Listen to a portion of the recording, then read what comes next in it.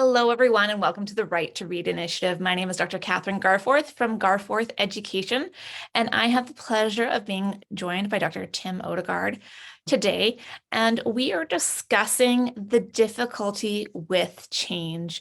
The Right to Read Initiative started when the Ontario Human Rights Commission released their public inquiry into the right to read, and it came out with a report filled with 157 different recommendations on how to improve best practices for reading. Now, this isn't the first report of its kind, and what it means is that we know how to do things in a better way to help our students learn how to read.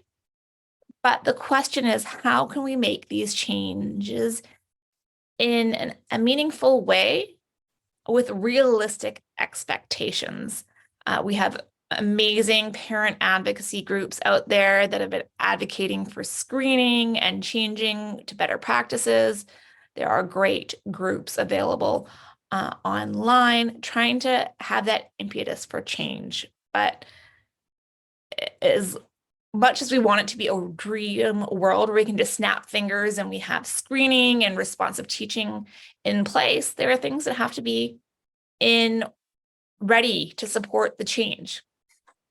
So thank you so much for joining me today, Dr. Odegard. Do you want to give people a little bit of a background of who you are and what you do? Yeah, I'm Tim Odegard. So I'm a professor of psychology. I was trained as a psychological scientist, specifically with development, and I transitioned into neuroscience with brain imaging. My research is in many different areas, but right now it's really at this intersection between policy and how it's being implemented and kind of the ramifications of student learning outcomes, working with one of the states in the United States that passed a Right to Read initiative that was based off of an earlier dyslexia piece of legislation, and now working with a couple of other states to try to understand from large public warehouses of data kind of what the impact of these changes are and where some of the obstacles are and who's kind of benefiting and not from these initiatives. So that's what my research has kind of morphed into, is really this intersection between what the policy is really translating into practice and using some of the pieces that the legislative put into place as far as data warehousing of especially the universal screening data in a couple of the states across the United States is where I'm at. I serve as the editor-in-chief of Annals of Dyslexia, and then I'm also a consulting editor for the Journal of Learning Disabilities, and I run the efforts of the Tennessee Center for the Study and Treatment of Dyslexia. So we're a small little center here in Tennessee, and our primary mission is to be of direct service in translating research into practice for the betterment of students, teachers, and parents K through 12 in the state of Tennessee. And some of your listeners may know that we try to provide open access resources, such as our expert minute videos like Anita Archer's or Nancy Hennessy's on structured literacy or mine on dyslexia, try to produce some infographics and info sheets, try to have some model lesson frames, some rubrics and guidelines for how we might go about identifying struggling readers. And then we also provide various forms of professional development. And all of this is built off of the fact that we're an active research institution that is actively engaged in research. And so we're staying in both worlds in that way. So I didn't do, like last time we chatted, kind of a really deeper dive into who I am professionally. And then personally, I'm just a person who's a human being. I'm a working dad. I have a child with dyslexia. I myself struggle to learn how to read. So did my sister. And so I know from the firsthand experience the right that can be denied you when there aren't proper pieces of legislation that acknowledge who you are and the realities of how we identify us, when there's legislation that doesn't really work to get into the classrooms to actually benefit us, and then the frustrations of being a parent when, you know, not much is seeming to have changed from that perspective since I was just an 8-year-old being misidentified and mislabeled and not getting the help I need because of antiquated ways of identification.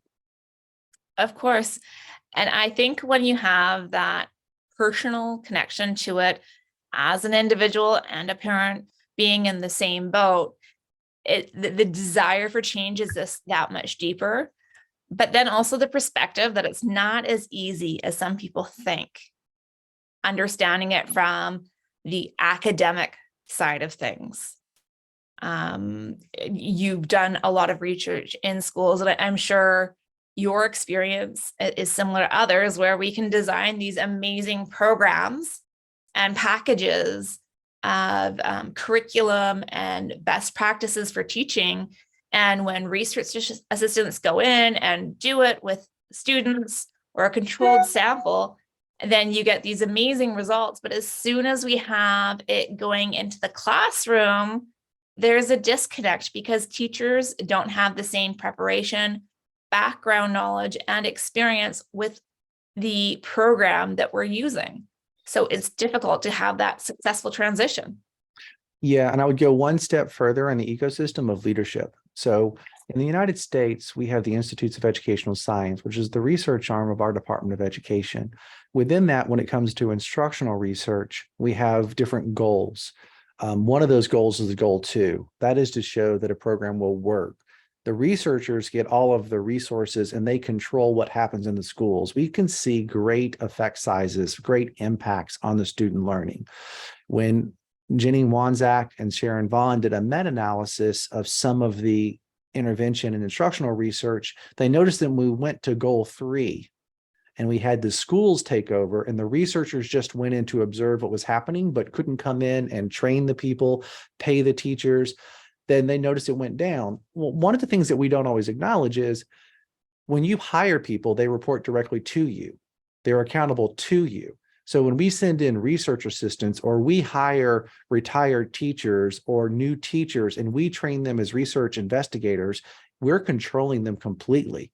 They do what we do. They're not school employees. So that means leadership can't co-opt them and pull them out of the positions or put in different pieces too.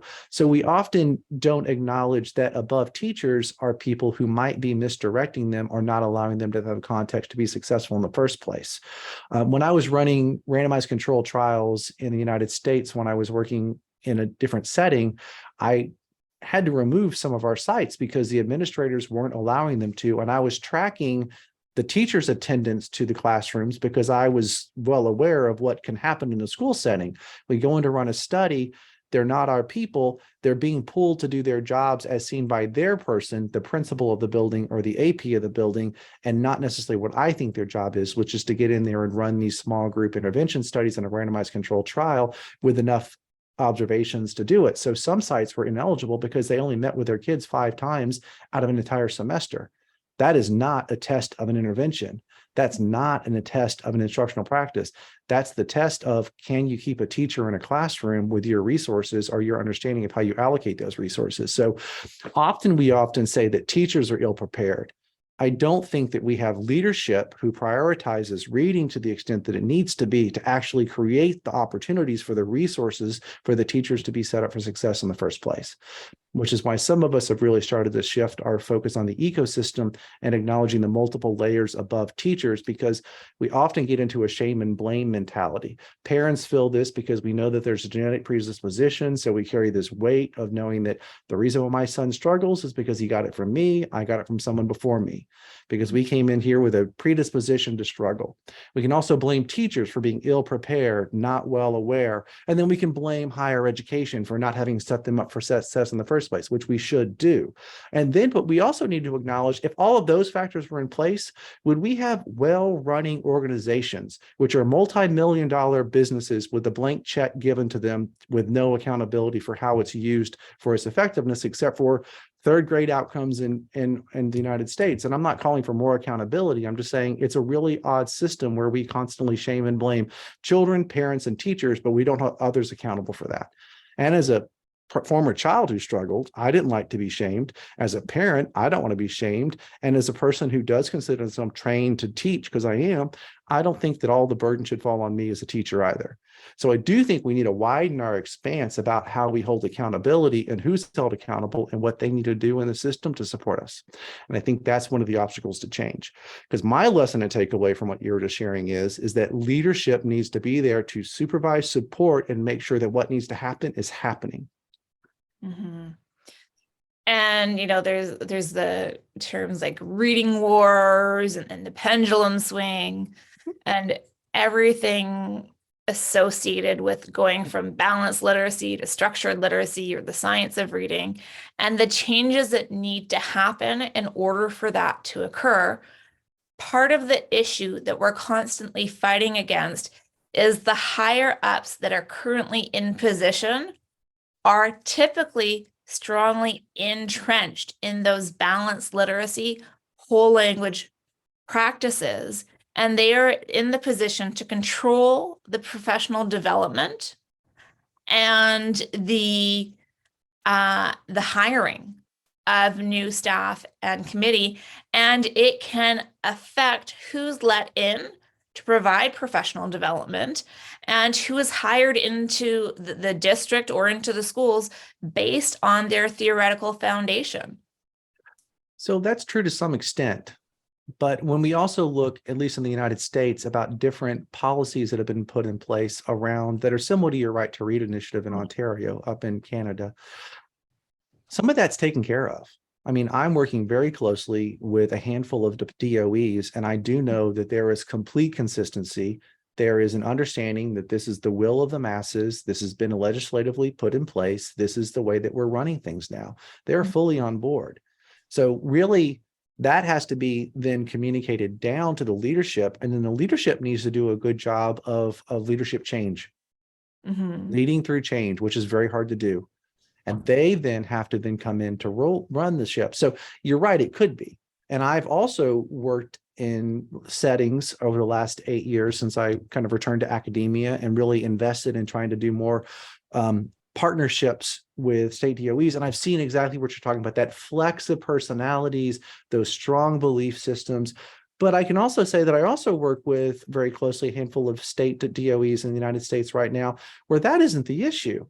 But we still have, even when those are removed, you still have so many obstacles that you have to come in. The sheer mass of a massive initiative like we're running in one state right now, of just the sheer number of how we have to do it, the time frame to do it, and the amount of training, and then the supervision and support that has to come in.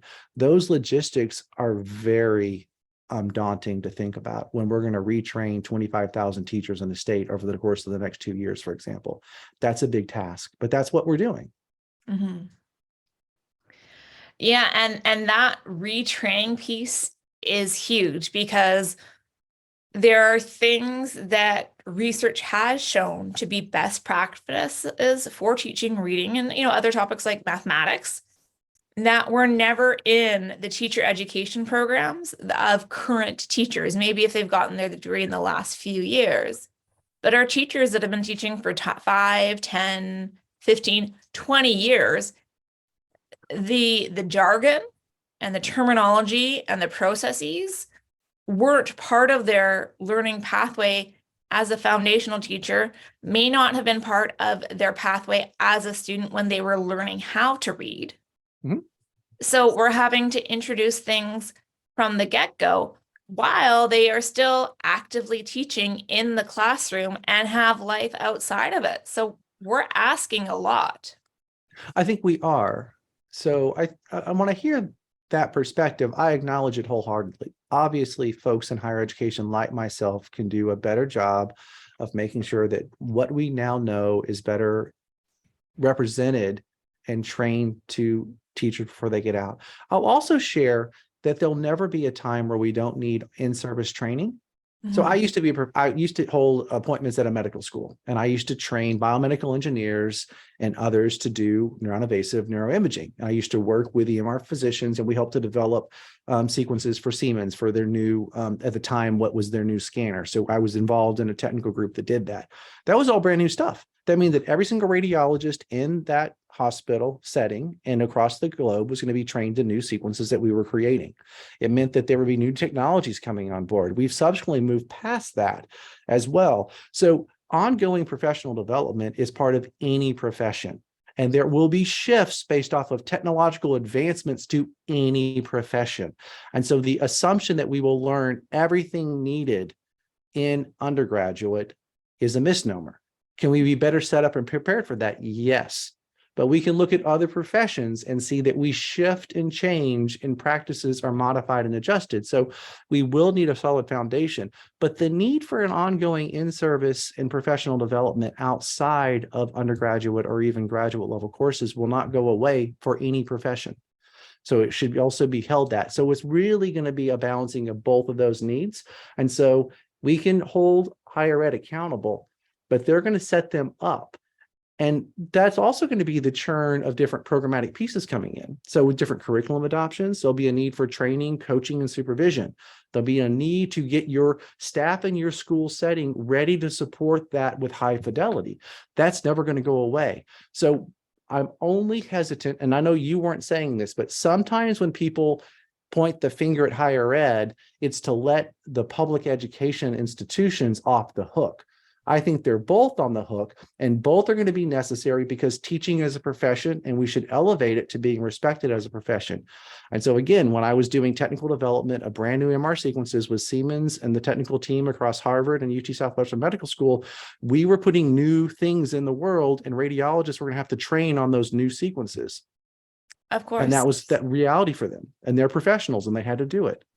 Of course. And the thing to note in higher ed, I mean, there's typically different programs for elementary school teachers and high school teachers, but you're given a span of grades. And so in your teacher education program, you're not going to necessarily be a kindergarten specialist with that general bachelor's degree. And there is no way for higher ed to give everything to their pre-service teachers for every single grade. That's just not plausible.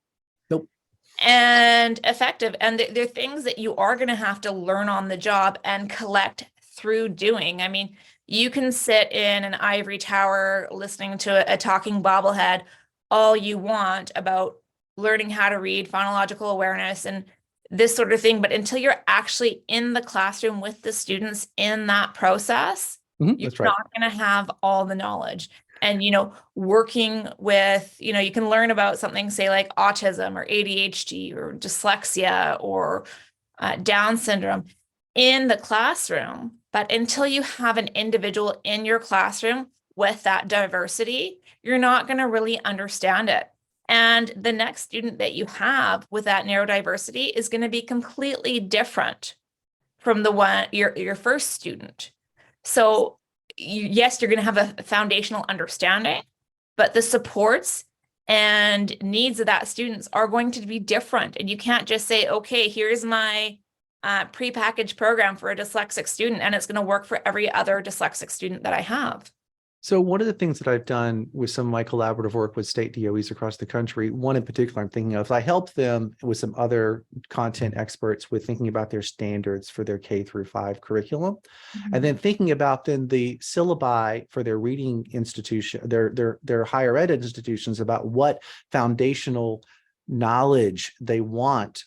And then they came up with profiles of ready to teach out of what that would look like, and then to work with their educational cooperative centers across the state to then put in thoughtful continuing professional development and support to then go into those schools to on-go and support. That is more of a holistic approach in this state of thinking about what do we want to see in our courses of study in our undergraduate institutions. They can really control those states, but the state funded ones, they can also control the private ones through licensure. So if they couldn't pass a foundational knowledge test of reading and the science of reading, then they weren't going to be licensed K-5 in this state. For example, there's a few states like this in the United States. I'm working closely with one about this holistic approach. Then you also come up with, here is descriptively what your candidates should look like to be ready to go to be effective classroom teachers at this point in their career. And then to work with their educational cooperative centers to say, what kind of ongoing support should we have available to our school leads so that they can have thoughtful ways of coming in and addressing that. So that really is more of a holistic picture. And then within that, I'm not working with this state, but I know that the Florida Center for Reading Research is, as well as the University of Florida and their Literacy Institute, but coming up with kind of really good ways of how you support leadership and having logic models in place and how you're going to create a framework for how you create change, what your change is going to be, the drivers of that change, and how you evaluate if adults are coming in and actually performing what you need them to do to get that done. So that's another state, Florida, that's working with two different kind of hubs as far as that to support them with this initiative statewide, really focusing in on this kind of right to read era of kind of a K-2, K-3. And there's another few pieces that are really interesting about what Florida's trying to do right now. But those pieces are all needed. And that last piece that I said about the behavioral indicators of what adults are doing, because all of our data are at what children are doing. And we don't actually gather, collect, store, and learn from adult indicators of them doing their jobs.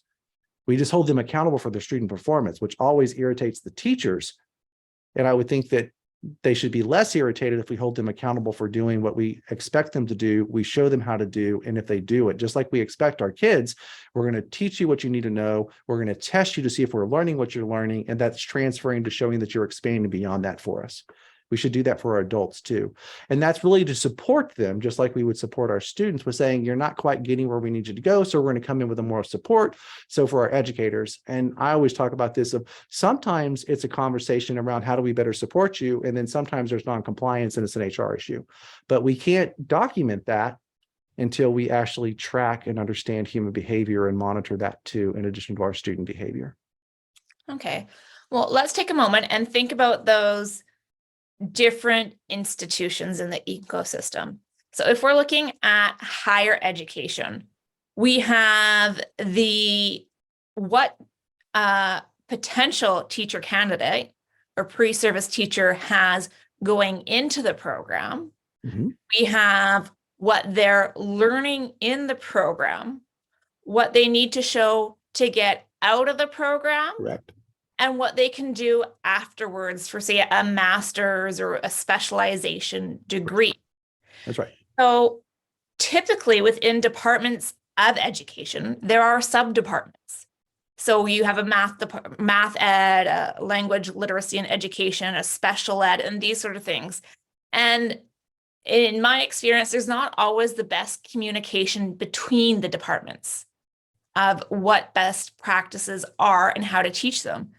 But we also need to think about those requirements. So when we're going into a teacher education program as an applicant, what are the requirements needed? Now, in British Columbia and various provinces in Canada, there's a set list of courses that you need to have completed to be into the post-baccalaureate program. I find these to be fairly general and non-specific, and that's great. We need to have teachers with a variety of backgrounds, but any two English courses are not going to give a prospective pre-service teacher the background on teaching reading. And I feel that getting that background is really important before they go into their teacher education program, because there's only so much that you can cover in that year-long or potentially 2-year-long program. Yeah, I would agree with that. So again, and the example I was giving of the one state that I'm working really closely with, they're doing syllabi review, and then the Barksdale group out of Mississippi, Kelly Butler's group, has historically also gone in after those syllabi review and actually observed and looked at all the textbook, the curriculum that are being taught, and then looking at the teaching that the professors are doing. There's multiple levels. So Kelly Butler out of Mississippi and Barksdale have done an even further more refined look at what's happening, because you're right, we have to make sure that we maximize those courses. And in the States, it's often going to be an elementary education degree, which will then get you licensure to teach in a K through 5 or even a pre-K to 5 setting. And that's true for many other states across the US at least. And then you might get a secondary degree, and then that's going to have different requirements. So the need to make sure that those foundational literacy skills are going to be part of what those classes are. And historically, that's not been what professors in those classes have been teaching their students, unfortunately. So I don't want to speak or make subjections about what it is, but there's a group here in the US that does syllabi review as far as the quality of the reading instruction across the undergraduate degrees as well. And we normally don't see great results. We're doing it. That group is doing another evaluation across the country, and Linda Diamond's leading up that effort right now. So we've got indicators of kind of these issues from a couple different ways of done it. Department of Eds have been doing this kind of work. Barksdale has been doing this with a few states. And then there's a national organization here that does this at a larger kind of landscape analysis way as well. So in the United States, we've been trying to track this.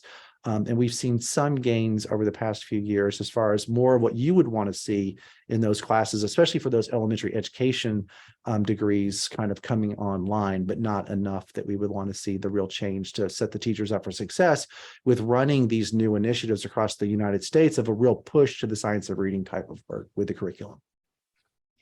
Yes. And, one thing to think about is elevating being a teacher to that higher professional standards. Correct. If you go into a pre-med program, you're going to have students that are taking, a basic intro chem course, an intro bio course, anatomy course, and that's going to be standard. They're going to be using the same textbooks or a selection of textbooks that cover the same information. And once they've done their first year bio course, everybody's expected to have that same knowledge.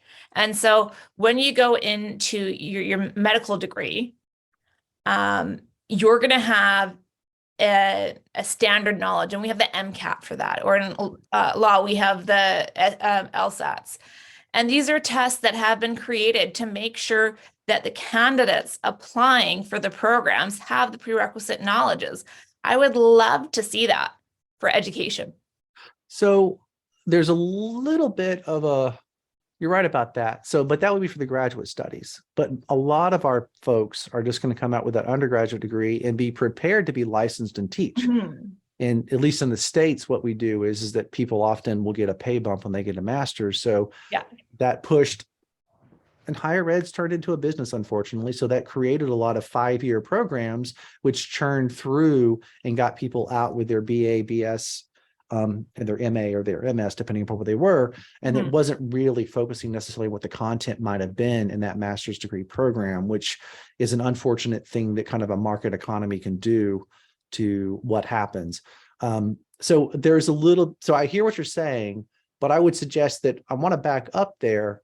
And I don't want to point too many fingers here, but what I have seen, having been a professor at multiple institutions of higher ed, through my career is that it would make sense for an elementary ed teacher to take a linguistics course. But what might happen is an education professor might create a linguistics course opposed to a linguistics person actually teaching the course. What a college would not do is have a pre-med program that would have, I don't know who the professors would be, create their own courses independent of the bio courses in the biology department being taught by PhDs in biology, the chemistry department teaching the chemistry courses, the mathematic professors teaching the math courses. In education, we have this weird way of creating courses that are independent from their primary disciplines that education professors teach. I have a bias here. I would prefer that a statistician who's trained in advanced math and statisticians be the stats teacher. So I would prefer that. I'd prefer, if you're going to take neuroscience, it not be an educational neuroscience class taught by somebody who has a PhD or an EDD and hasn't done any neuroscience. I'd rather have a neuroscientist teach the neuroscience class. So I understand that there's probably a benefit of contextualizing the content knowledge, but allow the neuroscientist to come in and contextualize that content knowledge and do that translational work for you if you want to take your metaphor. So that's me being true to your metaphor. And your metaphor, it would be a biologist teaching biology. It would be a mathematician teaching mathematics. It would be a statistician teaching statistics. It would not be an education professor with an EDD teaching those courses. Now, there will be some people that hold an EDD who are qualified to teach those things. I'm not saying that that's the case, but there is a tradition, at least in the United States institutions and the ones that I've worked at, with colleges of education pilling out and creating their own courses. And that is a difference. I'm not going to judge it. It's different than the way that pre-med programs run, because again, I would teach the psych classes. I could teach neuropsychology. I would not be the one that teaches biology or chemistry. I would not go and read a textbook and think that I could teach you college level biology. But I could teach you neuropsychology because I have that degree at an advanced level, and I've done that research. And I could teach you statistics because I'm a psychometrician and I'm a statistician. I could do those things. I'm qualified to do those things, but I would not be qualified to teach other things. I could teach reading, although I'm not licensed in the state of Tennessee, so I can't teach at an undergraduate level, although I know how to teach reading and I've taught kids how to read, but not in the public school setting. So in colleges of education, they have an interesting double standard when it comes who gets to teach classes. So I cannot teach undergraduate courses because I'm not a licensed educator. And I think that's fine. I've never taught in a public school, and I think that that should be something that you bring to the equation. Well, then I just respectfully ask that we not have education departments coming up with neuroscience classes not taught by neuroscientists, for example. Yeah, of course. And, one thing that's kind of going out of the ecosystem, but you mentioned, having one degree, reading a textbook, and then teaching on another topic, that's where we see a lot of the individuals who were deeply rooted in balanced literacy and whole language saying, okay, I've spent a year, I've read a book, I can now tell you about structured literacy and the science of reading, and then promoting themselves as experts in that field. And that's where I'm seeing a lot of problems and conflict. Yeah, and that's interesting because I would say that that's common, and that's not to be dissuaded upon, but I would go back to me holding myself accountable. Again, I'm not qualified at my institution to teach an undergraduate education class, so an elementary ed. I can teach the advanced specialty classes at the graduate level. I'm allowed to do that, and us to maintain our accreditation and to do those things. But the rationale is that I don't have the real world experience of working in those public schools. So if you retrain without the practical experience of teaching the content, then the logic that keeps me from teaching an undergraduate course is a double standard. Tim Odegard should be able to teach an undergraduate literacy course at my institution if we're going to have people retrain without going through and practically having to go into the classroom and teach a well-studied, empirically validated, rigorous program that comprehensively teaches what we need to teach in the foundational reading skills. Otherwise, why am I not allowed to teach at the undergraduate level for my university to keep accreditation? We're prioritizing potentially the wrong types of expertise and experience in that setting. So that's just me saying that, again, no judgment here. It's just that's a clear double standard, because I have taught children how to read. I have taught children how to read in large groups and classroom settings. I'm just not licensed to do that in a public school K through 5. So I cannot teach those classes at the undergraduate level K through 5. But I've actually taught a science of reading curriculum, and I've actually supervised and done coaching in those things. I have real world experience of how you make that work in real reading schools. So I would hope that we would have people that would do that. That isn't a standard that has to be held, but it's often one that I valued. When I was an undergraduate, the clinical psych professor at my small liberal arts college kept a private practice to stay relevant on the changes that were coming based off the research that was being done, and as best practices shifted in how you do that.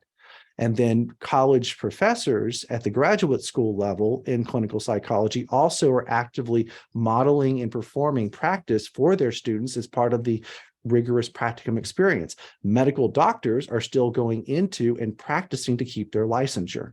And they're also the professors that will train in a medical school. So I do think that we have models to look at as far as what might be needed there. So I'm not going to be judgmental here. I actually want to see lots of people. I just met somebody when I was down in Mississippi last week who came up and was asking me, I was saying that there's been some misinformation around the science of reading. And she says, who's saying it? I said, I am. I've gotten on stage before and not known what I was talking about. And I had to come back and re-apologize. I mean, we do it all the time. It's not something that we're not infallible. We all do that. And I said, what's really important is that I gave you a list of credible sources from the Institute of Educational Sciences, from different clearinghouses, from different centers that are validated, reliable. They're going to be good sources of information. So opposed to let's pointing fingers about who's spreading misinformation, let's say who's growing and learning, and how can we point people to the really good practice guides and sources that are based off of a meta-analytic approach to find out what works, and let's adopt those. So I'm always welcome to help support, and I want to create pathways for college existing professors to do better now that we're in a moment of knowing better. And I think that part of that is then we'd have to kind of get their sleeves dirty, and I think they should really try to do this work with their students if they want to really understand it. To your point, basically, I think that would be needed, but it's not what they have to do. But I'd like to see them do that. Of course. Now, let's talk about like the meat of the programs, right? It's courses. And for a course, you need a syllabi. And you also typically have a textbook or journal articles that you're reading to impart the knowledge. How long, in your experience, does it take to create a course from scratch? And the second part would be, how long does it take to write a textbook and get it edited and published? Like, this is one thing that I think is lost in this conversation, and how long it takes to create the quality material to use to teach. Oh, that's like a gut punch right there. There's an entire state waiting for me to finish a bloody course right now with my center. So it takes a long time. It takes resources. And in today's age of online and high flex, a hybrid flex kind of model of teaching with us creating and producing, like you're seeing me in my center's video production studio right now. So I have professional lighting up. I've got nice mics here. I've got a background back there. I've got my hair in a ponytail, sorry. I've got all this stuff happening for a reason. And it takes us a long time to create these types of high quality materials. A good quality textbook is really good.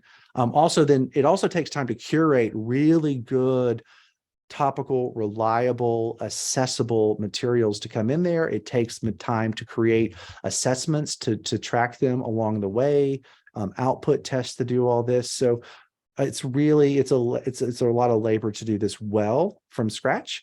And I would say that because there's practical requirements of this, and it's an applied field, education is. It's not just content knowledge. And so just a overview of the knowledge is insufficient. You also have to bring in lots of student vignettes, lots of opportunities for them to explore what they would do, lots of activities for them to develop aspects of a lesson. That all takes time to develop, time that my team has been doing for the past 5 or 6 months with one state DOE to create an elementary ed course on the science of reading, which we're going to be the state will be launching here in the next week or two. So I can tell you from experience, being knee deep, just coming out of having edited, and I'm going to leave this and spend all night doing audio filtering of some of the videos because there's clicks and mouse clicks and stuff that I have to get out of there. It's a lot of work, thousands of hours of work, and to do this. So that's the answer to your first question. Lots and lots of work. When it's an applied field, I feel that it really is on us as educators to really put the applied focus on there and not just leave it at the superficial knowledge level, and also not leave it at the superficial level, but to dig a little bit deeper, which was actually a real high compliment I got from a webinar I did last week or the week before. It was last week. Wow, this has been a lot of work. That they were complimenting me because I went a little bit deeper than a lot of other people will do in a webinar of just superficially hitting these high points, but really taking the audience on a little bit of a journey to get a little bit into the weeds and helping them do that. So I think that that's the work that has to be done. You asked about a textbook. Before we get there, I just want to say that I have my own online courses and I can spend 6 hours in pre-production just for a 20-minute video. Correct. Getting the resources and the slides and the scripting, because yes, I can do it ad lib and, off the cuff, but it's so much better if it's scripted. Yep. And then I make sure that every point is in the logical order that I want it. So I don't think everyone understands that. And then there's the post-production side that you were talking about. Yeah, and so now that we've come into this new world and we can't go back to a different world, that was something that a lot of my really close friends and colleagues were starting to have to kvetch about behind the scenes, was all these virtual conferences and webinars that would expect us to come in with these polished PowerPoints. We're coming in with these expectations, but when you put the video layer on top of all of that and some of these other elements, we really didn't have a good handle. And now we are eyes wide open to knowing how much additional time it takes. So that's required us to rethink, one, if we'll accept requests to do different things because of the obligations. Two, if we're asked to price out what it's going to cost. I cannot seem to ever really estimate the total number of hours. I'm currently over budget on this current state project by a hefty amount because of the extra hours it's taking to do all this work, for example, and I'm having to find cost savings behind other doors to try to, come out in the black opposed to the red. So I agree wholeheartedly. And I've really 5 or 6 really close colleagues that everybody would know their names and know who they are in the science of reading. We are unhappy about a lot of things. And a lot of it is the additional work that just was not accounted for. So I had one person once say to me, I'm tired of hearing about the videos. And I'm like, well, you should make a few of the darn things because they're really darn hard to make. I'm the producer on all this content, and we're going to get past this one little rumble and be friends and colleagues on the other side of this. But that wasn't a very conscientious statement to make in my face right now, because I'm pretty tired, worn out, over budget, and not happy about the state of affairs. And what are we still talking about? Videos. Because you're right, in this world of all of this stuff going online and high flex and online courses, this is a big consideration. Yeah, of course. Anyway, I'm kvetching, and this isn't the point that your listeners want to hear. We don't want to hear Tim Odegard piss and moan about how hard it is. I mean, Of course, but then it comes to writing textbooks, even just like a chapter in a textbook, the amount of effort, getting the resources, getting the editing, getting the citations, everything formatted. Yeah, that's why I've not written one yet.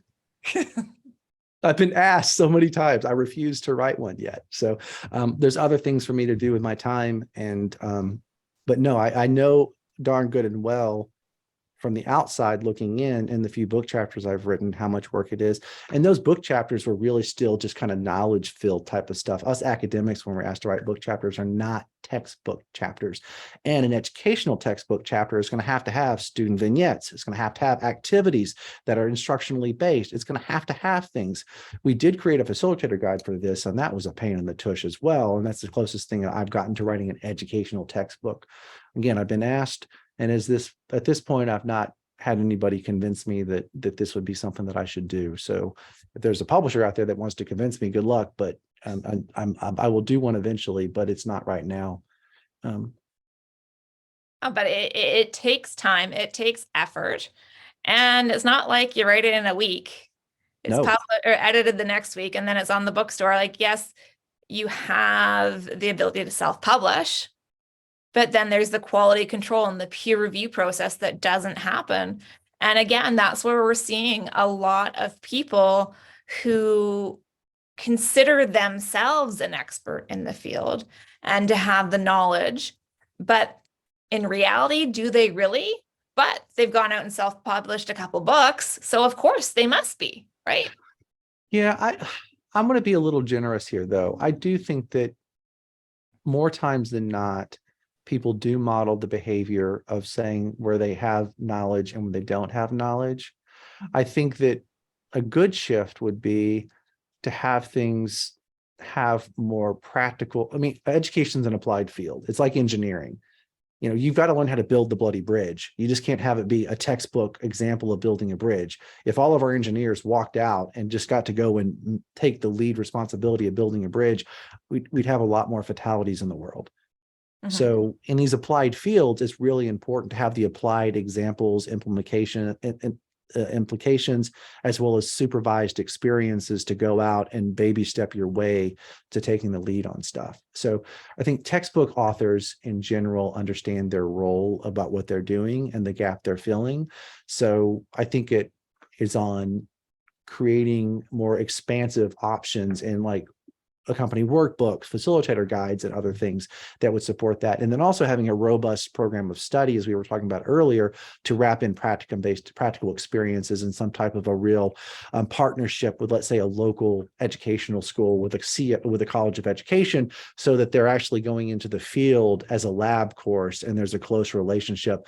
And those professors are working closely with the faculty. So these are new models emerging, at least in the States, about how to do some of this training in real partnership with local agencies. And with that type of a model in place, we could actually have some insights and some wins, I think, because you're now showing the interweaving of the ecosystem and drawing the lines between them and the communication across them. Yeah. If that helps. I mean, I don't want to write a textbook anytime soon unless somebody makes me a great deal. Well, I know, some of the big names who've been writing, it's taken years to get a book ready for publication, just with all the revisions and tweaking the language so it's just perfect, so that it's ready for publication. Because as soon as it's published, it's open for criticism. Mm-hmm. Yeah, they're never perfect. I actually, my advisor for my undergraduate study in psychology at the time had the most widely, he was a statistician, research methodologist, and he had the most widely adopted undergraduate stats textbook that he had written. And he would often give us, as we were going through it, $1 for anybody that found a typographical error, because they're still in there. I mean, you can copy edit to your days all day long, but published textbooks still have errors in the footnotes, still have errors in the references, they still have errors. So you can find those. And that's just a funny example I often give. And I was his TA for his research methods class my last year in college. And he was a good mentor to me. And I remember that. And that was a lesson I took away from it. And he actually made that point, as errors happen, and we have to put procedures and processes to check in to catch them. And even when we do that, you're still going to have an occasional one slip through the cracks.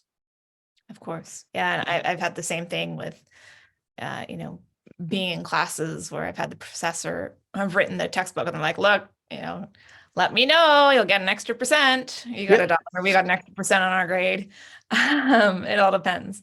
So All right, perfection may be the goal, but it's not going to be achieved. exactly. Maybe in a picture book.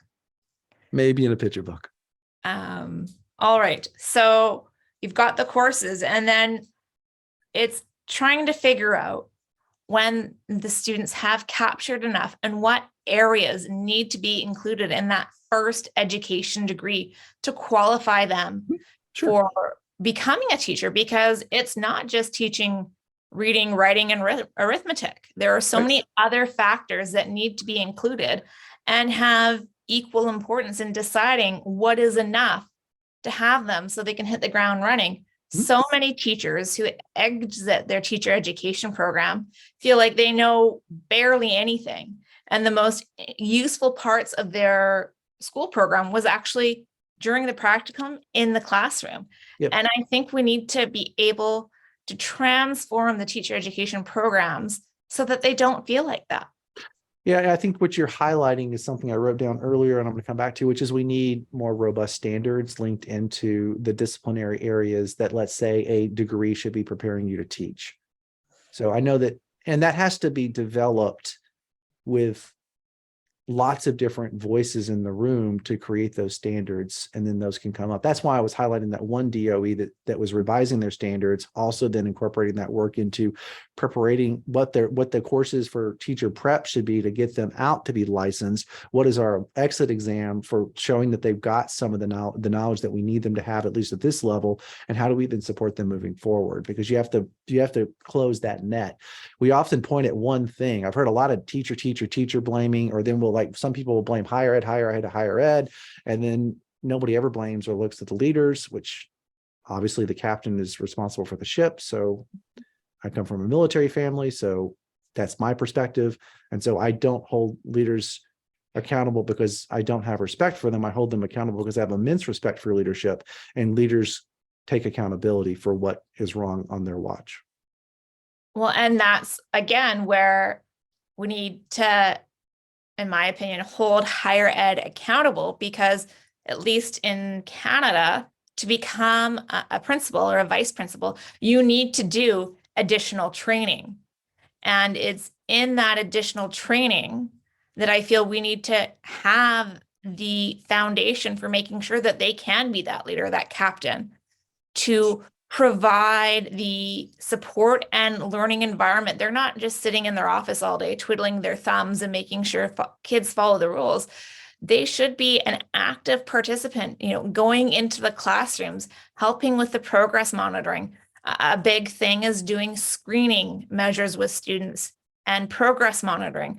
Well, in my opinion, the principal and the vice principal should be able to go through the data in every classroom and say, yes, this is how we can help support you. This is a training you need. It's not just like, oh, that's great, that's pretty, I like the colors. I personally hold that same opinion. That's my bias.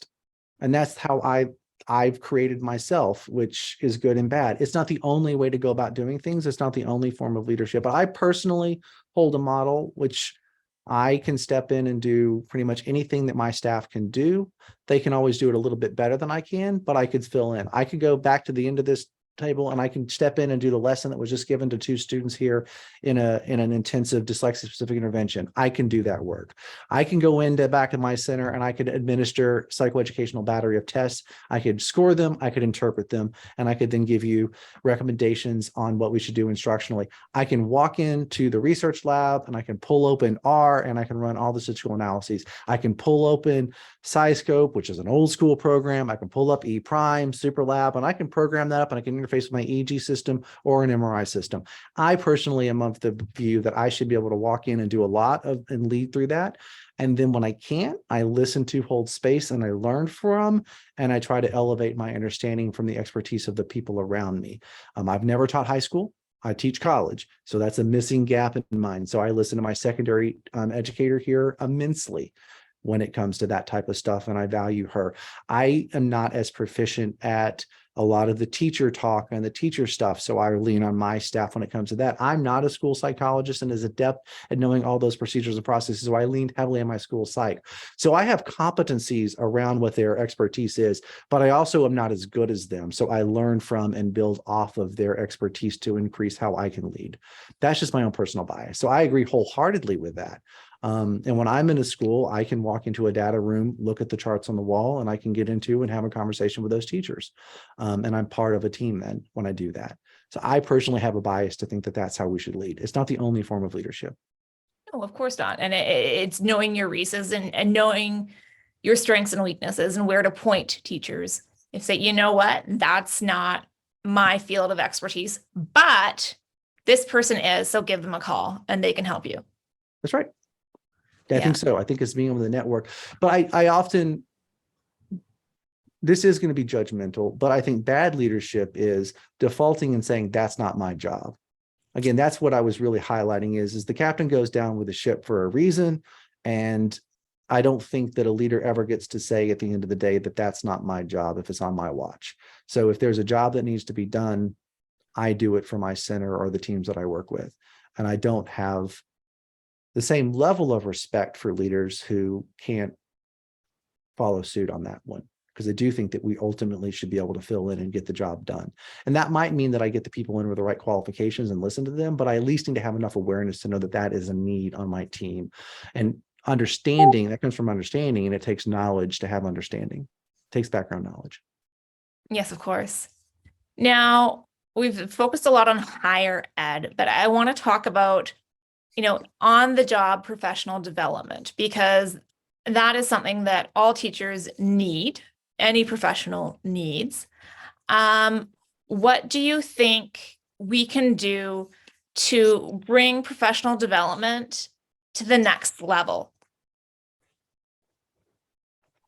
Make it more practical, showing real implications and real instruction. So unfortunately, also contextualize it within the local context, procedures, policies, and practices. So one of the things that I think is a disconnect that we could learn from the psychological science literature is that transfer is hard. And the farther we are from concretely what has to happen in your local context, the harder it is for people to make connections and transfer learning. This is just basic aspects of psychological science and human nature. So I think that we have to really work hard to really make it instantiated in actual practice, to take declarative knowledge about what, let's say, text structure is, but then take it into, here's different examples of text structure. Here's different examples of how we teach text structure. Here's you going in and working to actually develop a lesson, deliver a lesson on text structure. Here's your feedback on how you did on that. Let's see improvement next time. I think we have to go through these levels of learning. And also it has to be contextualized within what we're doing. So what has historically happened in the US for a very long time is consultants are brought in with their set pieces, which are always the same. And no matter what school they go into, they'll always be the same, or the training will always be the same. It's never customized to the local context, to what they're doing in their site. One of the reasons why this course that we're developing is taking so long is that we're developing it to be bespoke for the needs and the current legislative policies and practices in the state that we're working with. So we were picked because we were willing to do that customization and create bespoke trainings, and it wasn't going to be a one-size-fits-all approach to this.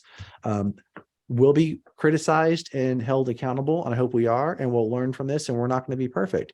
But I think it's an interesting approach to doing this. There's lots of things that are out there that are one-size-fits-all, which definitely meet a need, but they meet a need within the context of understanding that they have to be supplemented. Just like in a core curriculum that doesn't have certain aspects of literacy taught, you have to supplement them. So if you're just an overarching high-level knowledge piece, we have to supplement you more than just a PLC. We got to supplement you with really integrating and have facilitators and coaches going into schools and really showing how you translate that into practice. That would be probably a gold standard type of a model that we would want to see. And then we need more research looking at these different implementation models of professional development to see which ones are most effective. Very hard research to do for lots of reasons. very intensive research to do, very expensive research to do, really hard. And we don't have all the things I think we need right now from an instrumentation standpoint to measure outcomes on those different levels. So I think that's been one of the things, as I've talked to some of my senior mentors about what it's going to take to bring this research to this as well. It's going to take us developing some adult indicators of performance and behavior and some monitoring systems to track that. So I think there's some innovations happen that will benefit us as researchers start to, as they already are, shifting into publicly funded aspects of doing more of this work. That's on the horizon. Definitely. So there is always that strive for improving, and I guess we'll have to talk again sometime to talk about some of those other ecosystems. But thank you so much for joining me today, Dr. Odegard. I've really enjoyed Thank you for having me. Thank you, Dr. Garforth. Oh, you're welcome.